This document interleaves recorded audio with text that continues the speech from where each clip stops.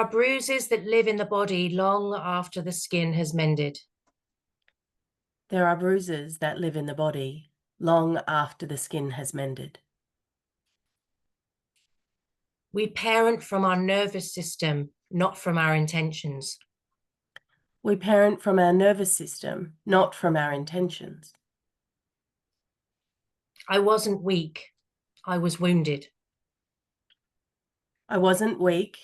I was wounded. Even the most sacred service can become another way of running. Even the most sacred service can be another way of running. Healing doesn't have to be long, hard, or re-traumatizing. Healing doesn't have to be long, hard, or re-traumatizing. You are not too far gone. You are not beyond help. You are simply waiting to return to the safety that is your birthright. You are not too far gone. You are not beyond help. You are simply waiting to return to the safety that is your birthright. You are not too far gone. You are not beyond help. You are simply waiting to return to the safety that is your birthright. Nailed it, Pip. Nice. Thanks. Okay. I had one author yesterday was freaking out, couldn't do it. And I was like, I was dancing, I was messing about and making her laugh. And then I said, and now we go. And then she did it. So it was really good. Oh, goodness. Okay. So we'll go into the interview section now. Ready?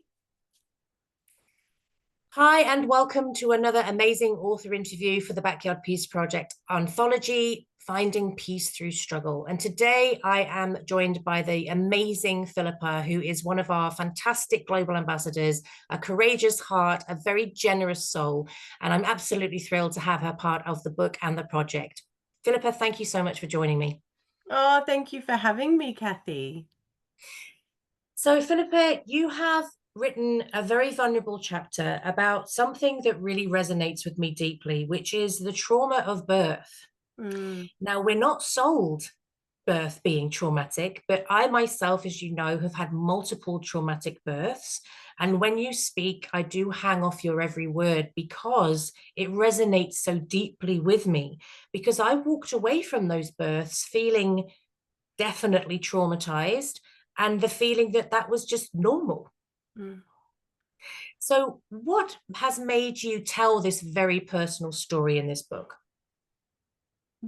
I think it's because women and men, families, need to understand that, first of all, what they're going through isn't unique, unfortunately, but it is real and it is valid. And the feelings that they have around it are not to be dismissed. And they're important and they need to be honored.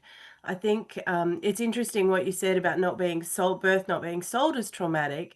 But I think, most people would speak to the women or the mothers and the aunties before having babies, and they'd be told crappy birth experiences. They'd be told that it was hard and it was painful. And, a lot of people grow up with hearing how their birth, what their birth cost their mother, as a way of guilting them into things and so on.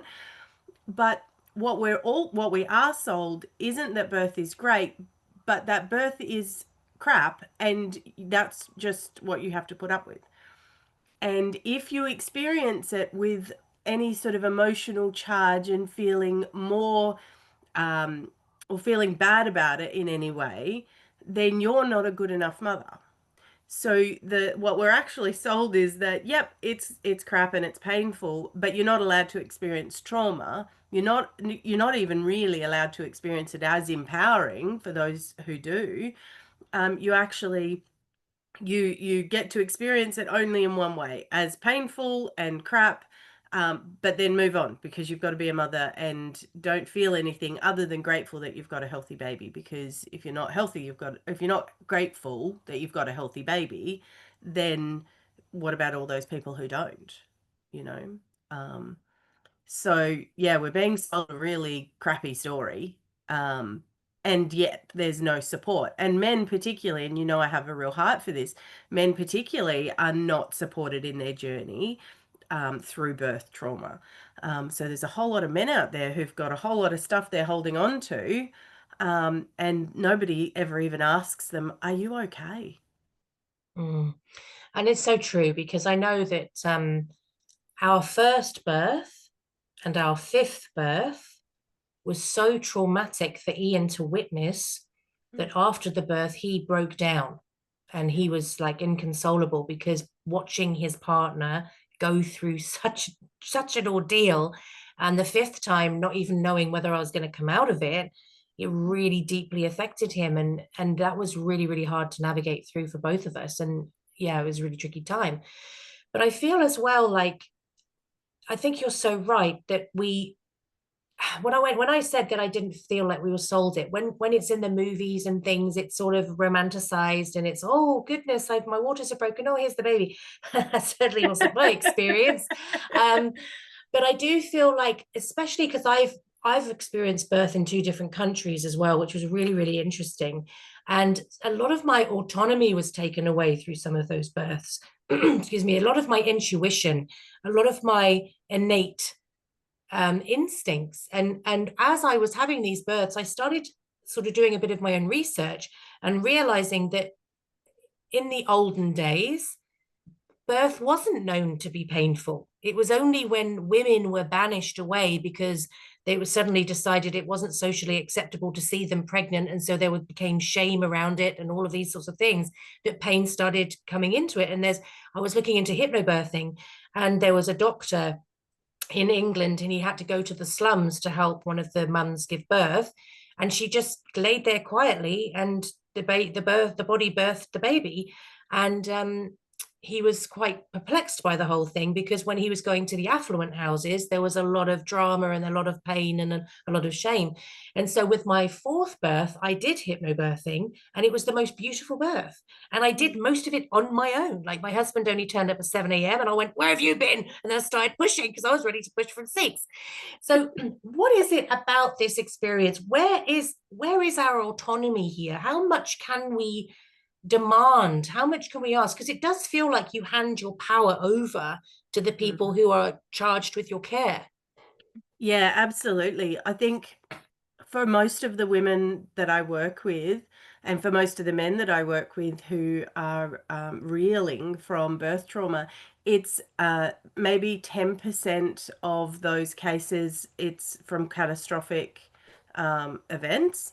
But the rest, the other 90%, it's because of obstetric violence, coercion, lack of appropriate consent, feeling bullied, having things, options taken away, and all of those sorts of, and that was certainly the case for me. And what I learned during my journey is that, in fact, I have the right to make every decision. I have the right to full autonomy over my body and my baby, and there's actually nothing they can do about that. In fact, they have to get your express consent to do anything. So if they say to you, you're booked in we're going to book you in for an induction next week. You need to turn up on this day at this time. You can say, oh, no thanks. And they won't turn up in a white van to take you away, right? Because they have no authority to do that. And in every other medical field, it's acknowledged. You can deny care, even if it costs you your life. You have the right to deny, and say, no, I don't want to do that treatment or have that injection or, do that procedure. But in birth, it's not sold that way. The entire system is set up to have you thinking that you have to do a particular thing. And so we actually, as women, we need to actually understand that we have the right to full autonomy, and that comes with responsibility, because we then need to know that and I realized this after my first birth, that I had given the decision making power to to the doctor. I had said with my actions and my words that he could decide. That's my responsibility. I'm still responsible for the choices he made because I empowered him to make those decisions. What I chose after understanding all that was that I was never going to allow somebody else to make those choices for me. I would always make those decisions. Now, did that mean I had to do a lot of work in terms of learning? Yeah. And I surrounded myself with people who had that kind of learning too, so that I had people to bounce those ideas off of. And I had to learn to trust my own intuition, not my instinct, but my intuition. And they're very different things. So I understood that one way or another, whether I let somebody else decide and make the choice for me, or whether I chose for myself, I was the one who lived with the consequences. And I was responsible for allowing that, whichever way I did. So I made the choice to not let somebody else's agenda ever be more important than my own, which was actually my health and well-being, not just, and that of my baby, but my health and well-being. Because it's not just about the physical health, it's also about our health from a mental and a hormonal space as well. Yeah. Yeah, I mean, it's a very complex subject. I mean, I remember with my first birth, I won't go into too many details, I don't want to scare anybody, but there came a point where I had to have an epidural, which I didn't really want to have, but my birth wasn't progressing after about 3 days. Mm. And I lost it in that theater room, and I was sobbing and weeping. I was exhausted, I was frightened. It was my first baby. I felt completely out of control. I didn't know what was going to happen, all of the things. And I remember the doctor coming in, and he was shouting at me to stop crying. He was actually really aggressive, and that was making me worse because I was panicked. I was like, oh my god, I don't feel safe here. And the midwife came in, and she was amazing. Like, I'll never forget her. I can't tell you. I have a very vague memory of what she looked like, and I can't remember her name. But she came into the room, she shouted at the doctor, told him off, and then she said to me, Catherine. And like, nobody calls me Catherine. So I was instantly like, what's going on? And she said, Catherine, I've got you. Yeah. This is what's going to happen now. This is what's going to do that. And she just told the doctor, shut up. You're not helping, basically.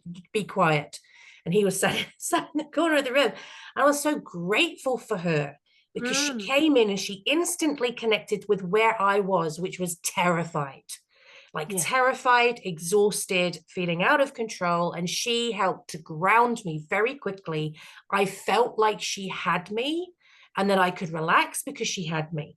Yeah. Whereas he just was making me feel worse because he was just shouting at me to tell me to shut up, basically, shut up and be still, And I was like, no, I don't, what are you doing? I don't want this. So why is it that you have told this story in the chapter? What is, I mean, I know, but I want you to tell the audience the passion behind your message. What is it all about? So when we start our mothering from a place of disempowerment, when we start from a place of feeling inept or not enough or like a failure, when our nervous system is still in that space of fight, flight, freeze, it impacts every other piece of our life. It impacts how we mother. It impacts breastfeeding right from the beginning, right? And then it'll impact the baby's sleep, because if our nervous system says we're in fight, flight, freeze, then the baby's nervous system goes, oh, I need to stay awake. I can't sleep because something is happening.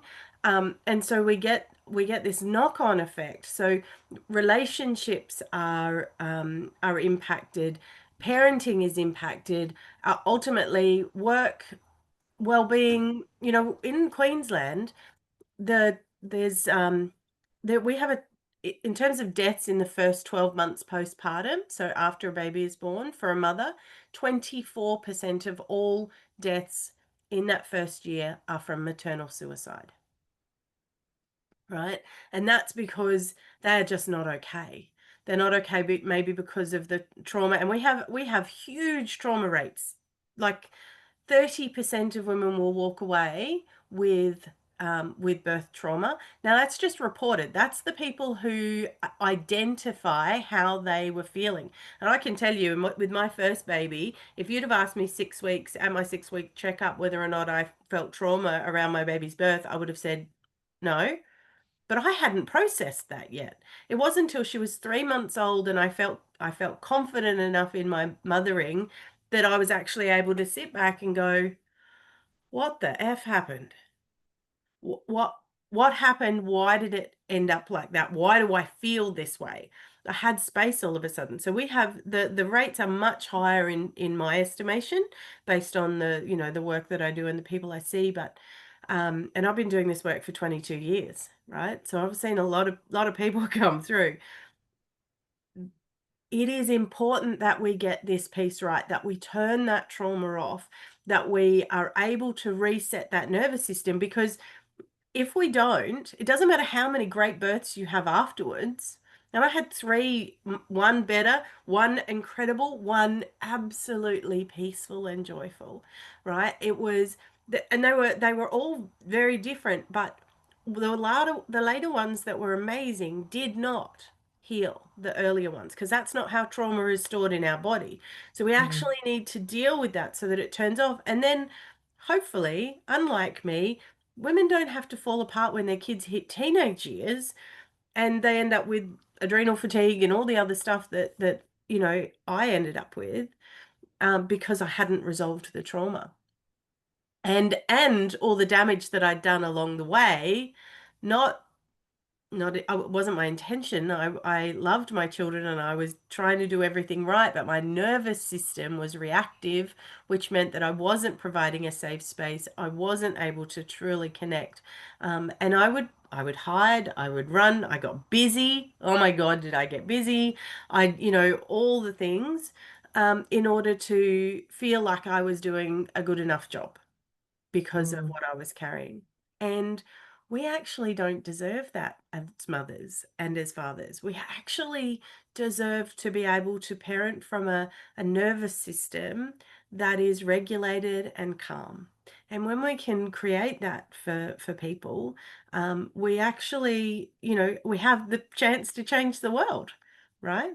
And create, bring up adults who have regulated nervous systems, who don't fly off the handle in woolies at people, you know, and who aren't road raging and causing accidents and all the other things, like the knock-on effect, the ripples are incredible. Did I answer your question? Yeah, and it's just it's such a big issue. And what was going through my mind when you were speaking there is it can happen to anybody as well. Like Mm, look, don't get me wrong. If it wasn't for the medical profession, I would not be here today. They 100% saved my life. Like I'm very, very grateful for the team that did that. But alongside that, both can be true. Recently, like in the last few weeks, I realized again, as a pretty highly intelligent, highly qualified, professional, strong, confident, independent woman, I had again given away my what is it, my sovereignty. I'd handed over the trajectory of my care, defaulted to the doctor's opinion and judgment, and I saw another doctor who said, "This is 2 years I've been living with pain," and I saw another doctor who said, "The way you've been treated is abominable. Would you like to put in a complaint?" And I said, "Not really. I just want to move on." mm, But I came away from that very, very emotional, mm, deeply, deeply sad that someone like me, who's pretty confident, pretty forthright, and I'll stand up against institutions, I have done, I will again, all of those things. But in this personal journey of the medical pathway, I was so sad that again, I'd gone, okay, you must know better than me. yeah. So I'll just live with it. I'll just live with this pain Mm, for 2 years. And to discover that person was wrong and I was treated really badly, but I accepted it. mm. And this is like mirroring what you're saying there as we go in. And I suppose because we're not an expert in that area, right? We default to the person who's in the room who's the expert. Mm. Yeah. Yeah, totally. We do it all the time. And, we do it at the mechanics. We do it, in all sorts of different spaces, the accountant, all the things. And I think part of it comes back to, obviously, we're cultured that way. We're 100% cultured that way to listen to the experts. And not many people are parented to actually listen and be, um, and feel like the expert in themselves. And Mm, one of the things I strived really hard for in supporting my daughter to raise her daughter was to encourage her that, yeah, okay, I've got all of this training and I know all these things and I've had all these kids and I've been there before and I'll give you ideas, but you are the expert in your baby. You are mm, the expert in your body. And so if you say to me, I'm feeling this, or this is what she needs, I'm going to listen to that because you are the expert in that space. And not enough people are brought up to feel like they get to be the expert in themselves. And because we have so much, what's the word I'm looking for?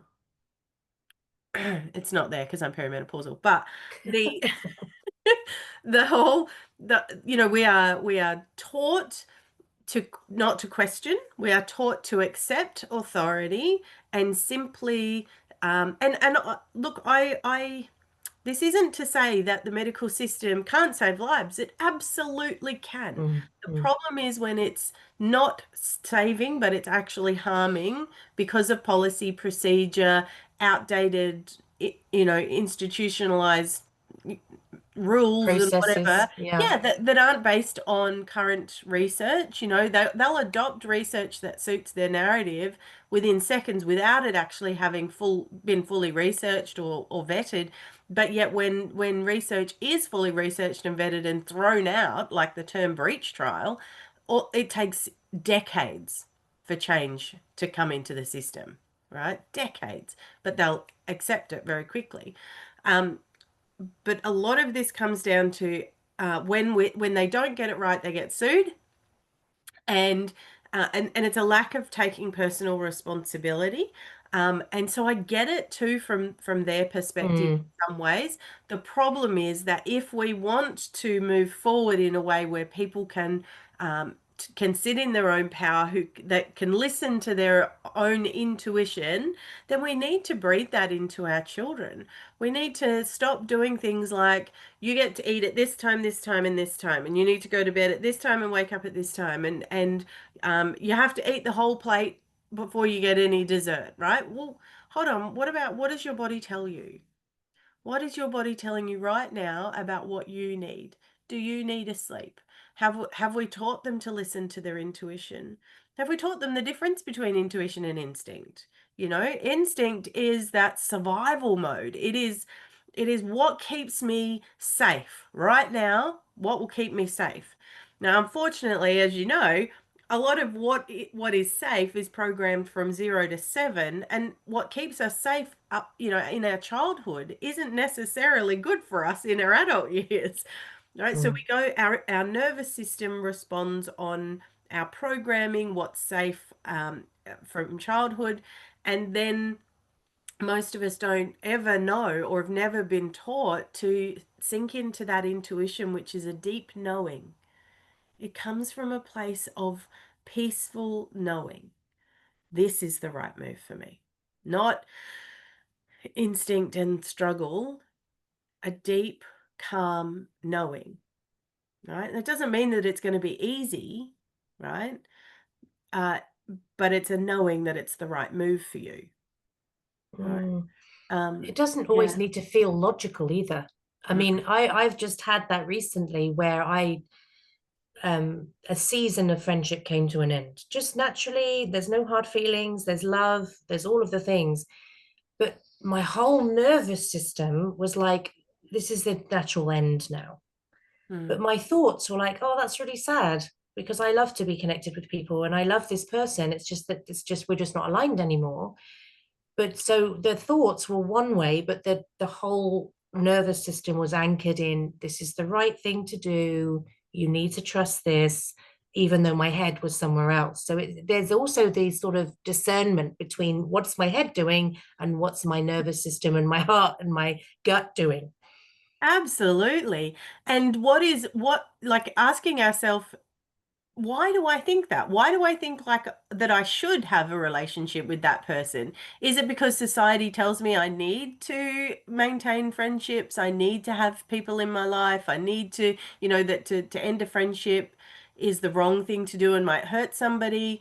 Like, why? What's the story behind all of that? And sometimes when we peel all of that away, we actually get to um, the core of what it is. And it might be culture. And I told this story, you've heard this already, but it's the toast story. I wrote that blog on the toast, right?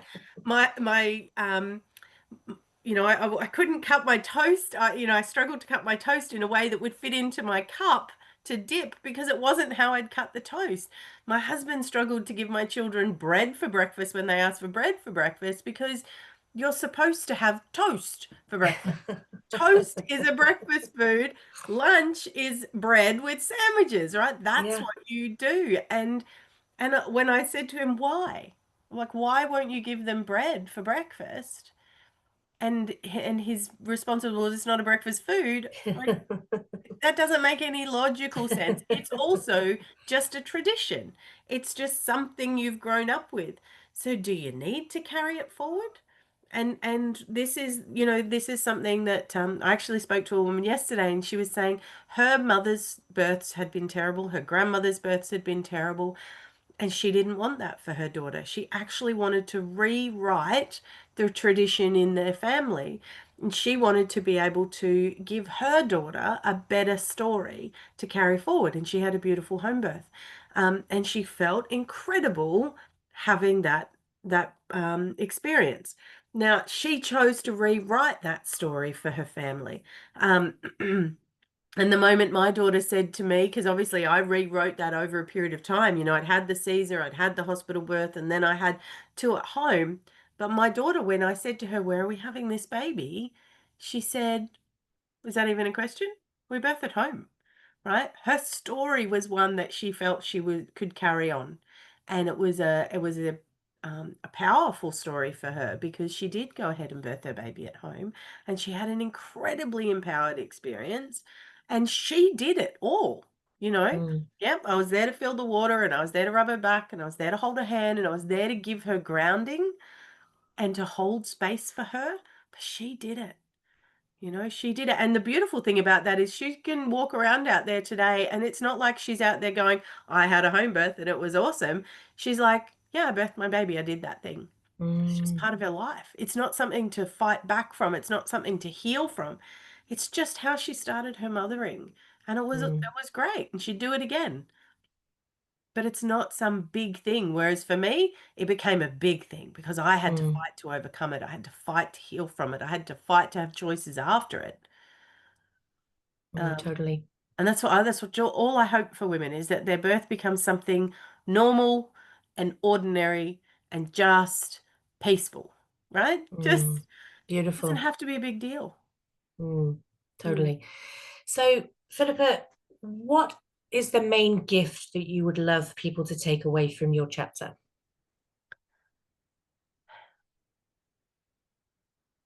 I think, it's interesting. I think resilience isn't we are taught through these experiences to be resilient because we can put up with so much. As women particularly, we can endure pain that is outside of what most men can handle. And we do it, and because we do it, we then get stuck in this, well, I can do it, so I should do it. But being resilient all the time does not serve you. Sometimes we actually need to stop and ask ourselves, what would serve me better here? Would healing, rather than pushing through, and being resilient actually be a better move for me and my long-term well-being? And for me, the answer was yes. It just took me a really long time to get there. Um, I would love for people to take out of this that you will continue to be given things you need to show resilience in, like I did. But how resilient you are shouldn't depend on how many times you've had or how long you've been resilient for. You know, you can be resilient in moments. You don't have to be that in every space in your life forever. You can heal and you can allow your nervous system to return to calm so that you can be the woman, the man, the father, the mother, the parent that you want to be. Um, yeah, that. I love that.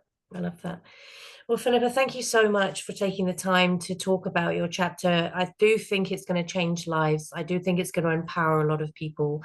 And to have these conversations, I think it's really important, especially for couples who are expecting a baby, to have these empowered, sort of informed conversations prior to the birth is so powerful. So thank you so much for being part of it. Thank you for carving out the time today. It's wonderful to have you as part of the project. Oh, thanks for having me, Cathy. Thanks everybody for joining us, and we shall see you next time.